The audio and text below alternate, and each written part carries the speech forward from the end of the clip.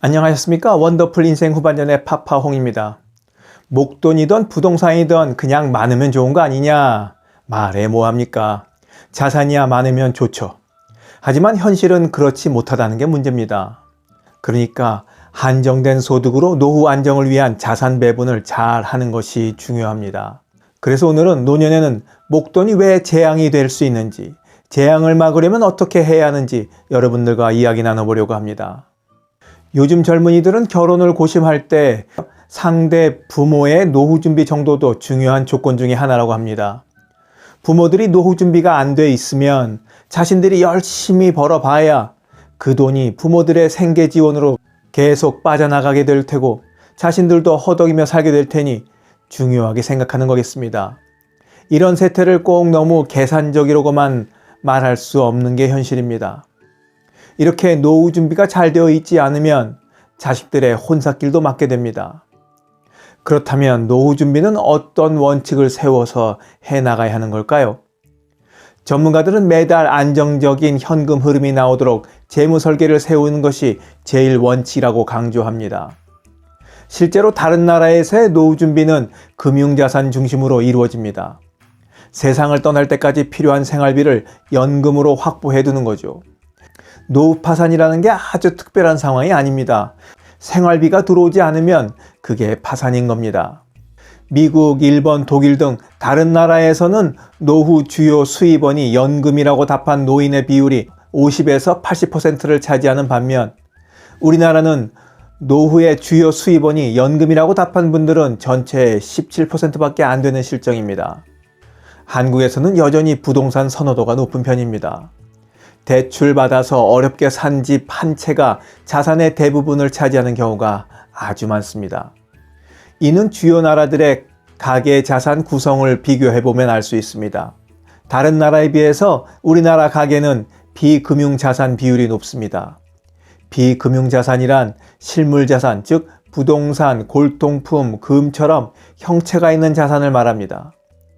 한국은 비금융자산이 차지하는 비율이 64.4%를 차지하고 있습니다.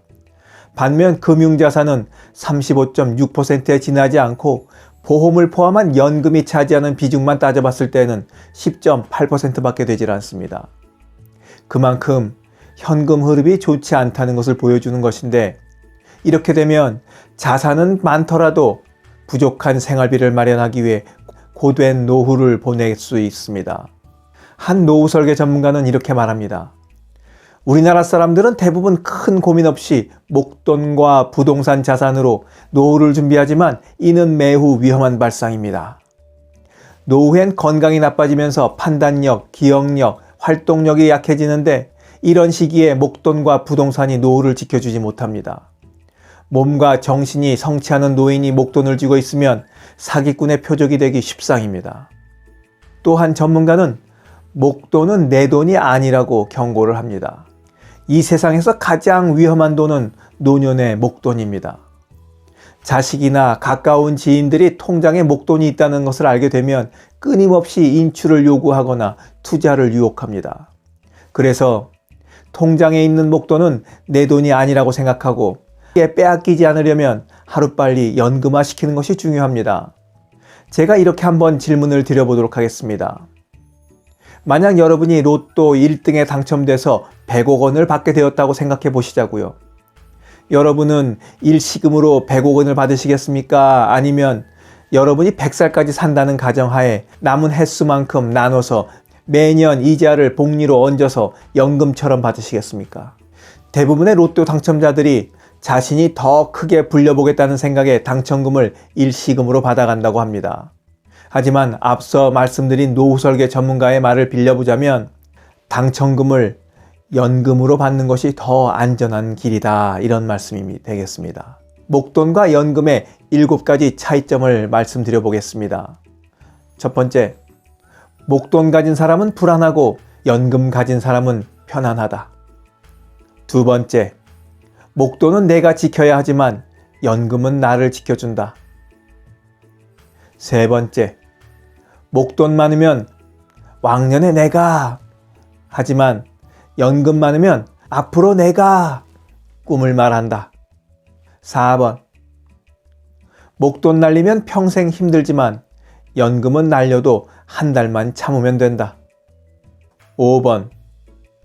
목돈은 까먹으면 한도가 없지만 연금은 까먹어도 한도가 있다. 6번. 목돈 많은 사람은 사기꾼 표적이 되고 연금 받는 사람은 사교의 대상이 된다.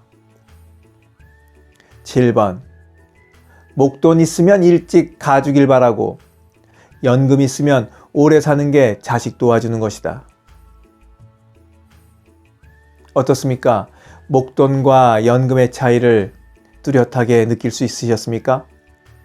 영상을 보신 모든 분들이 현금 흐름이 원활해서 아무 걱정 없이 하루하루 즐겁게 사시는 인생이 되길 바라면서 오늘 이야기 마치도록 하겠습니다. 목돈 쥐고 계시지 마세요.